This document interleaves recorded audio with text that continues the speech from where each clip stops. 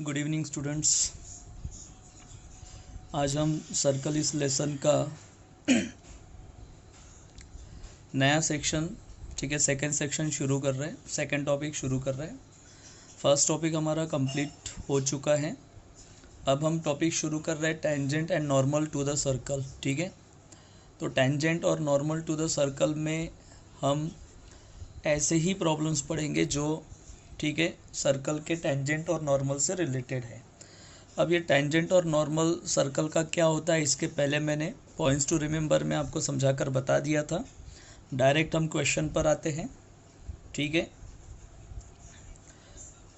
Circle x square plus y square minus 4x minus 8y minus 5 equals to 0 way, ठीक है, intersect the line, will intersect the line, sorry students, will intersect the line 3x minus 4y equals to m in two distinct point if, यानी उसने problem में क्या कहा है कि भाई ये एक सर्कल है और वो कौन सा कंडीशन है जिस कंडीशन में 3x minus 4y equals to m जो है, ठीक है, ये जो लाइन है इस सर्कल को टू डिस्टिंक्ट पॉइंट में, ठीक है, इंटरसेक्ट करेगा।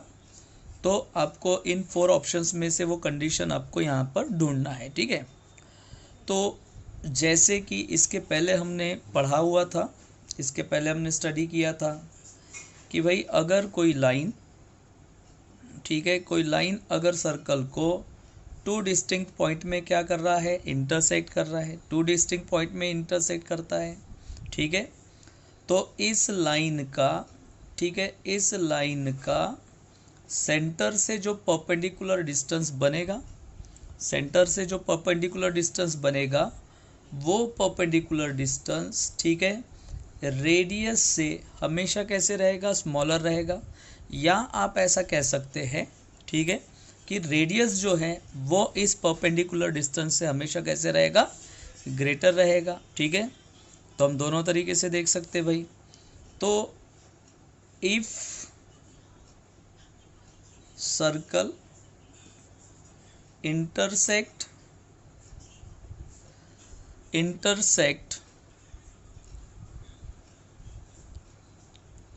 the line in two distinct point, ठीक है, then d is smaller than r, यानी जो परपेंडिकुलर डिस्टेंस है वो रेडियस से कैसा रहेगा, स्मॉलर रहेगा। ये मैं आपको पढ़ा चुका हूँ। सो परपेंडिकुलर डिस्टेंस हम फाइंड आउट करेंगे, क्लियर है। तो परपेंडिकुलर डिस्टेंस अगर मुझे इस गिवन लाइन का सर्कल के सेंटर से परपेंडिकुलर डिस्टेंस फाइंड आउट करना है तो सबसे पहले मुझे, ठीक है, क्या फाइंड आउट करना पड़ेगा, रेडियस। ठीक है, सॉरी, यहाँ पर सबसे पहले मुझे इस सर्कल का सेंटर फाइंड आउट करना पड़ेगा। तो ऑब्वियसली सर्कल का सेंटर जो है वो क्या होता है भाई, minus g comma minus F. और आपको सर्कल का इक्वेशन दिया हुआ है। सर्कल का इक्वेशन क्या दिया हुआ है आपको, x square plus y square minus 4x minus 8y minus 5 equals to 0। इसके बेसिस पर हम सर्कल के coordinates find out, sorry, centre के कोऑर्डिनेट्स फाइंड आउट कर सकते हैं। तो minus g comma minus f, तो यहाँ पर जी का वैल्यू आपको मिलेगा -2 और ये माइनस जी है, इसलिए इस सर्कल का सेंटर का एक्स कोऑर्डिनेट आपको मिलेगा +2। ओके, यहाँ पर हम इसको भी हाफ कर देंगे, -8 को हाफ करेंगे तो -4 आएगा, बट यहाँ पर माइनस एफ है इसलिए यहाँ पर आपको सेंटर क्या मिलेगा, 2। ओके, क्लियर है। देन जैसे ही आपने सेंटर फाइंड आउट कर लिया तो हम ये d स्मॉलर देन r वाला कंडीशन भाई यूज़ कर सकते हैं, क्लियर है। तो d स्मॉलर देन r वाला कंडीशन यूज़ करते हैं, d स्मॉलर देन r। अच्छा, d स्मॉलर देन r है तो परपेंडिकुलर डिस्टेंस हम फाइंड आउट कर लेंगे सर्कल के सेंटर से इस गिवन लाइन का, ठीक है, परपेंडिकुलर डिस्टेंस क्या होगा। तो परपेंडिकुलर डिस्टेंस के लिए तो फॉर्मूला है भाई, है ना, परपेंडिकुलर डिस्टेंस के लिए फॉर्मूला है, क्लियर। तो परपेंडिकुलर डिस्टेंस के लिए क्या फॉर्मूला है, ax1 plus by1 plus c upon root of a square plus b square. तो यहाँ पर ax1 दैट इज a का वैल्यू हो जाएगा 3, क्लियर है। x1 का वैल्यू हो जाएगा 2, तो यह आएगा 2।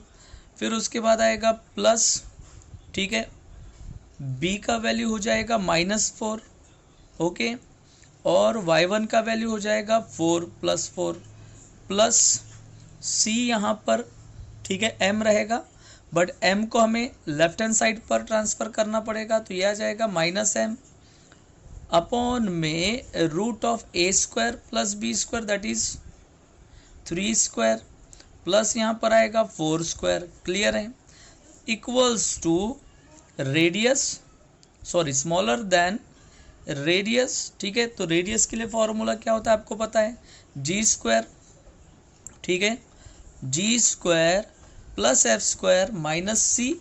तो जी स्क्वायर यहाँ पर क्या होगा, तो जी स्क्वायर भाई यहाँ पर होगा 2, तो 2 का स्क्वायर कर दो, ठीक है, सॉरी -2, तो -2 का स्क्वायर करेंगे, plus F square that is -4, ठीक है, तो -4 का स्क्वायर करेंगे, और यहाँ पर c का वैल्यू आएगा -5, तो यहाँ -c होता है, तो ये हो जाएगा +5, क्लियर है।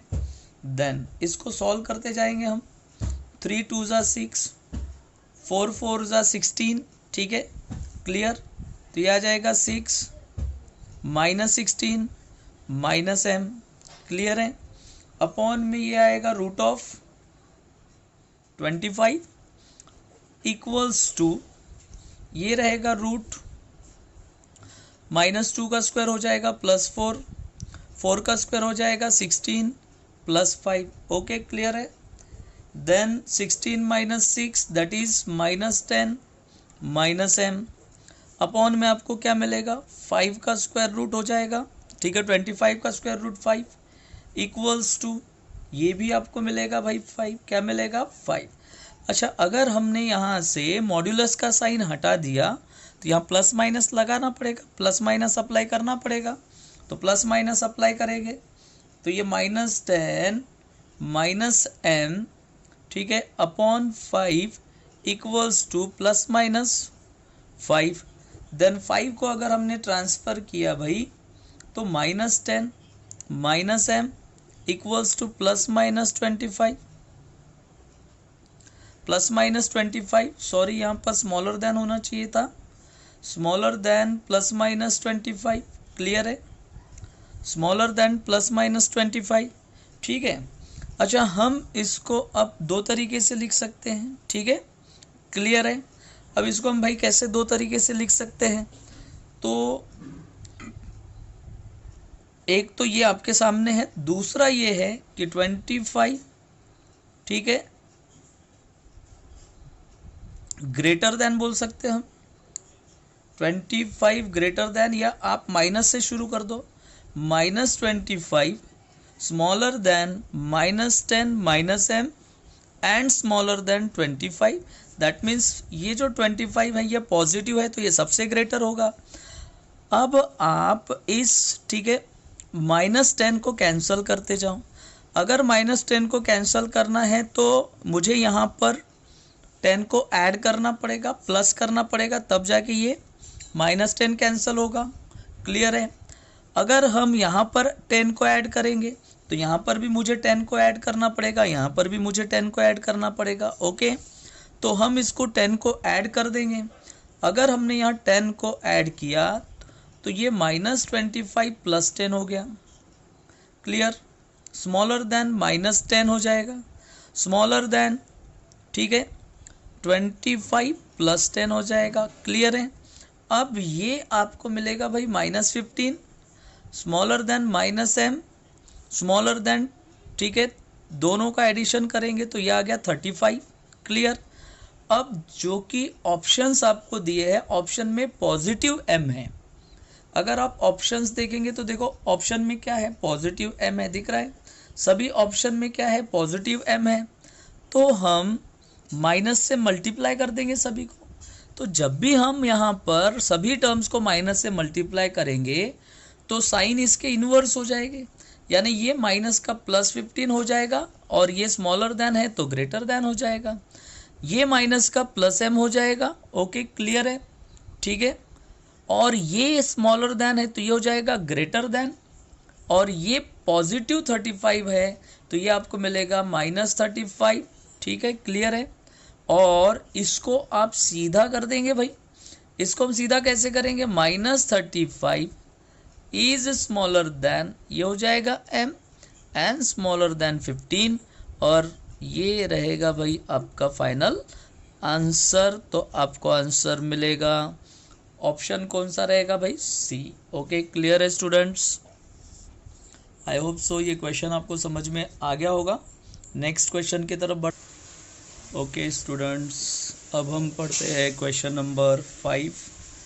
क्वेश्चन नंबर 5 बड़ा अच्छा क्वेश्चन है। The locus of the point, ठीक है, आपको equation of the locus of point find out करना है, which move so that the ratio of the length of tangents to the circles x² plus y² plus 4x plus 3 equals to 0, ठीक है, and x² plus y² minus 6x plus 5 equals to 0 is 2:3। तो आपको equation of locus क्या मिलेगा, ये आपको option दिए हैं। सबसे पहले तो स्टूडेंट्स आपको ये समझना पड़ेगा, ठीक है, कि भाई प्रॉब्लम क्या बोला है उसने, कि एक कॉमन पॉइंट आपको लेना है, ठीक है, और उस कॉमन पॉइंट से आप सबसे पहले तो फर्स्ट सर्कल पर टेंजेंट ड्रॉ करोगे, ठीक है। तो जब आप उस कॉमन पॉइंट से फर्स्ट सर्कल पर टेंजेंट ड्रॉ करोगे तो उसका लेंथ ऑफ टेंजेंट, और उसी पॉइंट से, ठीक है, आप सेकंड सर्कल पर जब टेंजेंट ड्रॉ करोगे तो उसका लेंथ ऑफ टेंजेंट, दोनों के लेंथ ऑफ टेंजेंट जो है वो कैसे है भाई, किस रेशो में दिए हुए हैं, 2:3 के रेशो में दिए हुए हैं, ठीक है, 2:3 के रेशो में दिए हुए हैं। तो हम यहाँ पर सबसे पहले तो वो पॉइंट लेट कर लेंगे, late x1, y1 be the point on the locus, ठीक है, be the point on the locus। तो हमने वो पॉइंट कंसीडर कर लिया x1, y1। अब अगर आपको length of tangent find out करना है तो बड़ा सिंपल फॉर्मूला है, ठीक है। तो पहला लेंथ ऑफ टेंजेंट हम फाइंड आउट करेंगे तो आपको भाई कुछ नहीं करना है, आप सिर्फ x को रिप्लेस करेंगे x1 से, y को रिप्लेस करेंगे y1 से, और ये लेंथ ऑफ टेंजेंट जो है वो रूट में रहेगा, तो ये आएगा x1² plus y1² plus 4x1 plus यहाँ पर आएगा भाई 3, और रेशो दिया हुआ इसलिए हम अपॉन में सेकेंड लेंथ ऑफ टेंजेंट लिखेंगे। तो x1² प्लस y1² प्लस, ठीक है, -6x1 प्लस यहाँ पर आएगा 5 इक्वल्स टू, रेशो आपको दिया है 2:3। इसका मतलब आपको 2/3 लेना पड़ेगा। अच्छा, जैसे ही आपने 2/3 लिया, इसके तुरंत बाद आप इसको सिंप्लीफाई कर लो, ठीक है। तो रूट हटाएंगे, स्क्वायर लगाएंगे, तो x1² plus y1² plus 4x1 plus 3, ठीक है, अपॉन में ये आएगा x1² plus y1² minus 6x1 plus 5 equals to आपको मिलेगा 4/, ठीक है, 9। क्लियर है। आप भाई क्रॉस मल्टीप्लाई कर लेंगे तो 9x1² 9y1² प्लस 9 4 ज़ा 36x1 प्लस 9 3 ज़ा 27 इक्वल्स टू 4 से मल्टीप्लाई कर दो। तो 4 से अगर हमने मल्टीप्लाई किया तो 4x1² प्लस यहाँ पर आएगा 4y1² माइनस 4 6 24x1 आएगा, और प्लस 4 5 आपको मिलेगा 20। और फाइनली हम इक्वेशन ऑफ लोकस या locus of the point find out करेंगे। तो सभी को हम लेफ्ट हैंड साइड पर ट्रांसफ़र करेंगे, तो ये आएगा 5x1² 5y1 स्क्वायर, ठीक है। देन ये 24 यहाँ आ जाएगा, ठीक है। तो ये हो जाएगा प्लस 60x1, 20 यहाँ पर आएगा भाई, ठीक है। तो ये 20 जब इधर ट्रांसफ़र होगा तो प्लस का माइनस हो जाएगा। अगर ये प्लस का माइनस होता है तो ये आपको मिलेगा +7 इक्वल्स टू 0। और अगर आपको क्या फाइंड आउट करना है भाई, locus of the point find out करना है, क्या फाइंड आउट करना है, locus of the point find out करना है। तो आप x1 को रिप्लेस कर दो x से, तो ये हो जाएगा 5x स्क्वायर। y1 को रिप्लेस करेंगे y से, तो हो जाएगा 5y स्क्वायर प्लस 60, x1 को रिप्लेस करेंगे x से, +7 इक्वल्स टू 0। और भाई ये रहेगा हमारा फाइनल ऑप्शन, ठीक है, फाइनल आंसर। तो फाइनल आंसर हमारा आया है, ठीक है, यहाँ पर आएगा आपका final answer D. Okay students,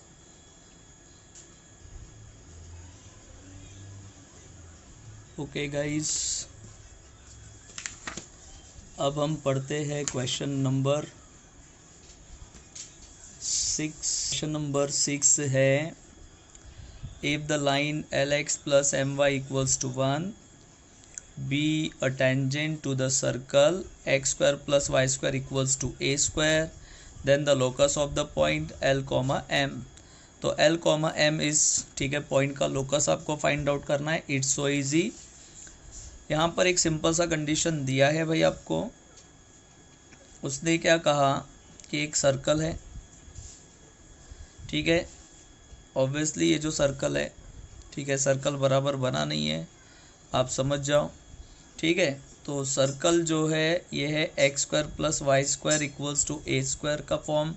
इसका मतलब ये स्टैंडर्ड सर्कल है, और अगर ये स्टैंडर्ड सर्कल है तो इसके सेंटर का ओरिजिन होगा 0, इसका जो सेंटर है वो ओरिजिन होगा और उसके कोऑर्डिनेट्स होंगे 0, 0।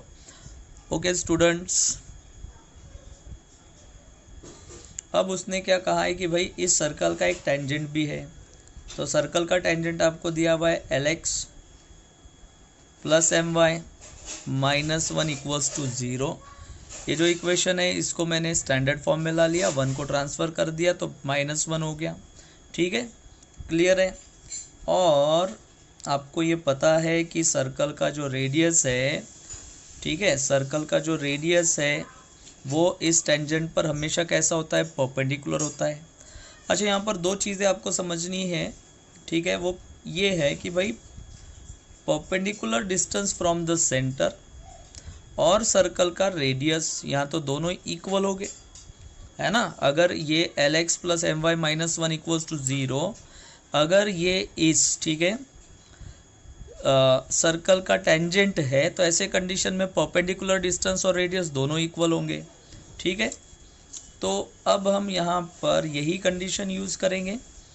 Here radius equals to perpendicular distance, तो radius equals to perpendicular distance वाला कंडीशन ले लो आप। Radius equals to perpendicular distance लेने के बाद, तो रेडियस तो आपको यहाँ पर साफ दिखाई दे रहा है, क्या है, a है। परपेंडिकुलर डिस्टेंस जब हम फॉर्मूला अप्लाई करेंगे, ठीक है, क्लियर है। परपेंडिकुलर डिस्टेंस का जब हम फॉर्मूला अप्लाई करेंगे तब यहाँ पर, ठीक है, क्या करना पड़ेगा आपको, ax1 plus by1 plus c upon root of a square plus b square वाला फॉर्मूला अप्लाई करना पड़ेगा। तो ax1 दैट इज a यानी l का वैल्यू, x1 यानी जो सेंटर से मिलेगा वो x1 होगा, सर्कल के सेंटर से, तो ये 0 प्लस m, ठीक है, y1 यानी by1, तो यहाँ पर y1 0 है, और plus c that is -1। Okay clear, ठीक है। Root of a square plus B square that is l square plus m square हो जाएगा, क्लियर है भाई। देन उसके बाद a इक्वल्स टू, ये तो 0 हो गए, that means -1 upon root of l square plus m square, ठीक है। अब आप स्क्वायरिंग बोथ साइड्स कर दो। स्क्वायरिंग बोथ साइड्स अगर हमने किया तो स्क्वायरिंग बोथ साइड्स करने के बाद यही चीज़ें आपको ऐसी मिलेंगी, 1/, ठीक है, L² plus M², L² plus M² equals to ये हो जाएगा A², ठीक है, क्लियर है। देन उसके बाद आप क्रॉस मल्टीप्लाई करेंगे। अगर हमने क्रॉस मल्टीप्लाई किया तो ये आपको मिलेगा A² L² प्लस आपको मिलेगा A² M² equals to 1, clear है भाई। और आप इसे ऐसा भी लिख सकते हैं L² plus M² equals to 1/A², okay, clear है, 1/A²। अच्छा, अब आपको क्या फाइंड आउट करना था? Locus of point find out करना था। और पॉइंट कौन सा है? L और M दिया है। तो अब हम L और M को रिप्लेस करेंगे किसके साथ भाई? Therefore locus of point is, है ना, L² को रिप्लेस करेंगे किसके साथ? X²। M को किसके साथ रिप्लेस करेंगे? Y²। और ये आ जाएगा 1/A² एज इट इज। तो हम इसको ऐसा भी लिख सकते हैं 1/A²। तो ये फॉर्म कौन सा हो गया? तो ये फॉर्म तो सर्कल का हो गया, ठीक है। तो ऑब्वियसली ये फॉर्म आपको किसका मिला है भाई? सर्कल का मिला है, ठीक है। तो सर्कल का इक्वेशन, स्टैंडर्ड इक्वेशन आपको पता है, सर्कल का स्टैंडर्ड इक्वेशन क्या होता है, ठीक है, क्लियर है। x² plus y² equals to radius square A²। तो हमारा फाइनल आंसर आएगा, यानी ये एक सर्कल है, तो हमारा फाइनल आंसर आएगा भाई B, ओके, अ सर्कल, ठीक है। आगे देखते हैं। ओके स्टूडेंट्स, क्वेश्चन नंबर 8 शुरू कर रहे हैं हम। The equation of common tangent of the 2 circles, ठीक है। यानी उसने क्या कहा कि 2 सर्कल्स आपको दिए हुए और उन दोनों सर्कल का एक कॉमन टेंजेंट है, ओके। अब ये दोनों सर्कल का अगर कॉमन टेंजेंट है, इसका मतलब ये है कि ये दोनों सर्कल्स जो है वो एक दूसरे को क्या करेंगे भाई? टच करेंगे, ठीक है। ये दोनों सर्कल्स जो है वो एक दूसरे को क्या करेंगे? टच करेंगे, ठीक है। वो इंटरनली टच कर सकते हैं या एक्सटर्नली टच कर सकते हैं, ठीक है। और इन दोनों का कॉमन टेंजेंट है, तो टेंजेंट इस टाइप से रहेगा, क्लियर, वो टेंजेंट इस टाइप से रहेगा, ठीक है। और हमें इस कॉमन टेंजेंट का क्या फाइंड आउट करना है? इक्वेशन फाइंड आउट करना है, ठीक है। अब आप ये समझेंगे कि मान लो इन दोनों सर्कल का पॉइंट ऑफ कांटेक्ट, ठीक है, हमने क्या कंसीडर किया? A, B कंसीडर कर लिया, ठीक है। तो हम लेट कर लेंगे, late A, B be the point of contact, be the point of contact, ठीक है, of the 2 टचिंग सर्कल्स। यानी इन दोनों सर्कल्स का हमने A, B ये क्या किया? पॉइंट ऑफ कांटेक्ट कंसीडर कर लिया। अगर हमने ये कंसीडर किया तो ऑब्वियसली भाई ये जो A, B ये जो पॉइंट है ये पहले सर्कल पर भी है और दूसरे सर्कल पर भी है भैया, फर्स्ट सर्कल पर भी है, सेकंड सर्कल पर भी है। इसका मतलब ये जो पॉइंट है, इस पॉइंट के कोऑर्डिनेट्स फर्स्ट सर्कल को सेटिस्फाई करेंगे, ठीक है।